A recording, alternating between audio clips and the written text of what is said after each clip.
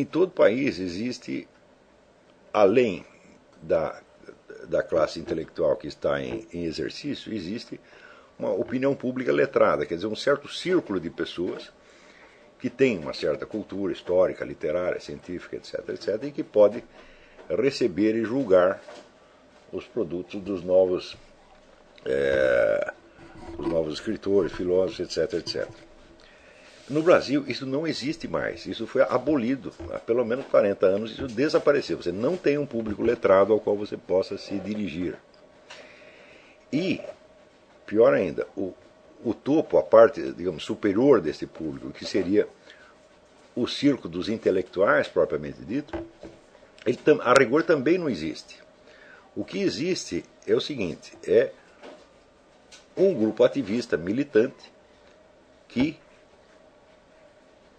vamos dizer, através do processo conhecido como a Revolução Cultural Gramsciana, foi ocupando espaço, esse é um termo técnico deles, ocupar espaço, foi ocupando espaço em todas as universidades, as instituições de cultura, etc., etc., e desempenhando perante o público geral um papel que simula o da classe letrada.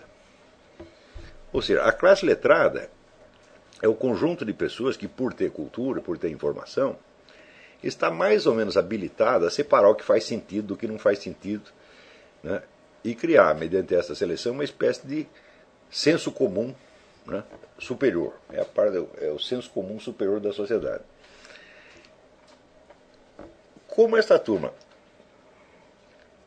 militante ocupou todos os espaços, hoje ela desempenha perante o público o papel dessa classe letrada superior. Só que ela não é letrada, ela não é preparada. Aquilo é um bando de ignorantes. Tá certo? No entanto, para, vamos dizer, quem é mais inculto ainda do que eles, para o público em geral, para o estudante que chega na universidade, esse círculo de indivíduos tem, vamos dizer, desempenha a autoridade que seria a da classe letrada. Tá certo? E isso criou uma situação muito específica, muito peculiar no Brasil, tá certo? Onde as opiniões desse grupo de ignorantes elas funcionam para a população como se fosse, vamos dizer, a própria cultura, a expressão da cultura superior. Só que essa cultura superior não existe mais. Eu não estou brincando com essa coisa, não é uma maneira de dizer, não é um insulto, é uma descrição objetiva de um estado de coisas. Eu asseguro para vocês que, por exemplo, se você pegar a USP, você não tem na USP inteira, na parte de ciências humanas, quer dizer, que é a parte que eu acompanho, eu não acompanho o que está se passando na biologia, na física, na engenharia, isso não, mas na parte de filosofia e ciências humanas, que a gente acompanha não só o que está acontecendo na USP, mas o que acontece em outras universidades do país, eu asseguro para vocês que não há um só professor de menos de 60 anos que seja sequer alfabetizado. Eu asseguro isso para vocês, eu nunca li um escrito de um destes sujeitos que não fosse abundante em erros de gramática primários, bocós, coisa de criança. Então significa que toda essa ostentação de autoridade intelectual deles é tudo falso. Note que isso não aconteceu nunca em país nenhum. Aqui nos Estados Unidos realmente não acontece isso. O que você tem a ocupação do espaço, né, pelo pessoal esquerdista, mas acontece que esse pessoal esquerdista recebeu efetivamente alguma formação. Eles só se distinguem dos outros por serem esquerdistas, às vezes por ser pessoas desonestas, etc. Mas nunca se pode dizer que são incultos. Isso não existe aqui. Isso é impossível. Se você pegar, né,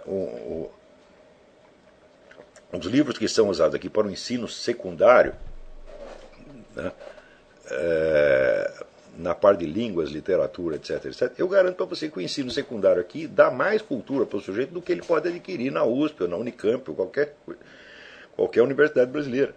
Então, quer dizer, o aluno de ginásio dos Estados Unidos, ele tem mais cultura do que os professores universitários brasileiros. Esta é uma verdade, isso pode ser, é uma coisa que pode ser, vamos dizer, demonstrado assim, objetivamente, cientificamente.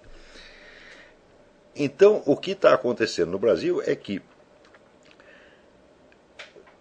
essa autoridade desempenhada por um círculo de farsantes, iletrados, semi-analfabetos, sobre outros que são mais analfabetos ainda, cria uma inibição mental, tá certo? Uma paralisia cultural, que é uma coisa catastrófica. E é dentro disso que vocês estão vivendo. Vocês não se iludam. Tá certo? Por exemplo, quando essas pessoas, esses professores universitários, eles pretendem posar como se fossem, vamos dizer, os porta-vozes do que é a cultura superior no Brasil, não só no Brasil como no mundo, eles estão enganando vocês. Eles não têm cultura nenhuma. Nenhuma. Essa semana eu pude, né, de novo verificar isso aí, quando, tendo lido brevemente um artigo publicado na USP, né, em defesa dos estudantes que fizeram aquele quebra-quebra lá, artigo sob o título A Universidade não é Casa de Polícia, assinado por um tal de Vladimir Safatli, que é professor de filosofia na USP. Eu fui verificar quem era o tal do Vladimir Safatli e qual era a produção intelectual dele. Tá certo? Então tem lá a lista de artigos acadêmicos, aquela coisa que aparece no currículo Lattes. Só que, infelizmente, ele colocava um link para cada um, então a gente tinha acesso, né, à produção, a produção cerebral total dessa criatura. E eu li vários dos seus trabalhos acadêmicos, né, e se eu já estava espantado com o que ele dizia no artigo, publicado na Folha de São Paulo, fiquei mais espantado ainda com a produção acadêmica do cidadão. Onde o uso, vamos dizer, do vocabulário usual, digamos, da escola de Frankfurt somada aí, Jacques Lacan e mais meia dúzia de outros, dava um ar de refinamento intelectual para a coisa, coexistindo, sim, com erros de gramática brutais, tá certo? E com primores de inconsciência, de incompreensão, que seriam mais dignos de se encontrar num ginasiano, num adolescente. Não obstante, eu asseguro para vocês que o Vladimir Safatli é aquele onde eu encontrei menos erros de gramática. Eu acho que tem apenas, vamos dizer, no artigo acadêmico que eu vou comentar daqui a pouco, devia ter apenas um 7 ou 8. Em geral, a média é 50, 60. Tá certo? E, por incrível que pareça, o sujeito não era totalmente incapaz. Ele demonstrou alguma capacidade. Tá certo? Ou seja, eu consideraria o Vladimir Safatli um sujeito qualificado para ser meu aluno. Para sentar aí e ouvir e aprender comigo e se tornar gente. Pelo que a gente vê do trabalho dele, tudo que esse sujeito leu foi aquele círculo, vamos dizer, de autores regulamentares, que são praticamente obrigatórios para todos os intelectuais esquerdistas de hoje. Então é a escola de Frankfurt, é Michel Foucault, Jacques Lacan, e isto é tudo. Eu duvido que esse sujeito tenha lido algum dia alguma obra literária, porque o mau gosto com que ele escreve é uma coisa assim incrível. Não é possível que alguém que tenha lido, digamos, Cervantes, Camões, etc., depois escreva assim. Ou seja, ele aprendeu a escrever com os seus mestres. Os seus mestres são esses. Então, basta assimilar aquele vocabulário deles, aquele jargão deles, e você parece estar falando uma coisa séria. Quer dizer, é o vocabulário, é o estilo padrão dos professores da USP. Todos escrevem assim. Uns pior, outros melhor, mas é tudo assim. Então é uma coisa absolutamente impressionante essa exibição de miséria mental. Tá certo? Eu vou tomar aqui a liberdade de ler para vocês as observações que eu fiz a respeito e que eu pretendo publicar depois no Diário do Comércio. Mas como é um artigo longo que vai ter que ser subdividido, então provavelmente isso ainda vai levar algum tempo para que chegue ao Diário do Comércio, mas eu quero que vocês tomem conhecimento disso antes. As observações são as seguintes. E isso aí é só para vocês, vamos dizer, esta primeira parte da aula, essas coisas que eu estou explicando agora, são só para vocês tomarem consciência cada vez mais aprofundada da miséria cultural, moral e humana dentro da qual vocês vivem e da qual vocês vão ter que se libertar. Quer dizer, vocês vão ter que sair deste lamaçal, se erguer acima deste lamaçal, dominar intelectualmente a situação, não só intelectualmente, mas dominá-la existencialmente, ou seja, não permitir que esta porcaria toda, vamos dizer, os contamine, os deprima, os desencoraje ou os corrompa. O maior problema para vocês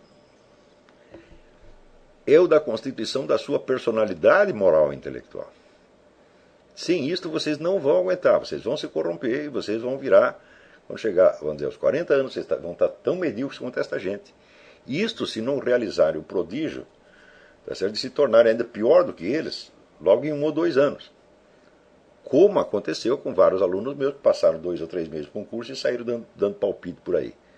Tá certo? Então, naquela época em que isso acontecia, eu sempre avisava a pessoa, falava, olha, eu não tenho alunos, eu só tenho público. Porque aluno é o sujeito que segue o seu ensinamento, aprende com você durante 5, 10, 15, 20 anos. Isso é normal em filosofia. Quer dizer, quando você pega um professor para você aprender com ele, você vai segui-lo a vida inteira. Você está entendendo? E depois você vai continuar o que ele fez num nível maior, às vezes até contestando, corrigindo vários pontos dele. Isso é um aprendizado normal, como Aristóteles depois segue Platão durante 20 anos e depois o corrige. Isso é o que é o normal em filosofia. Agora, o sujeito que assiste a algumas aulas, ele não é um aluno, ele é um público apenas.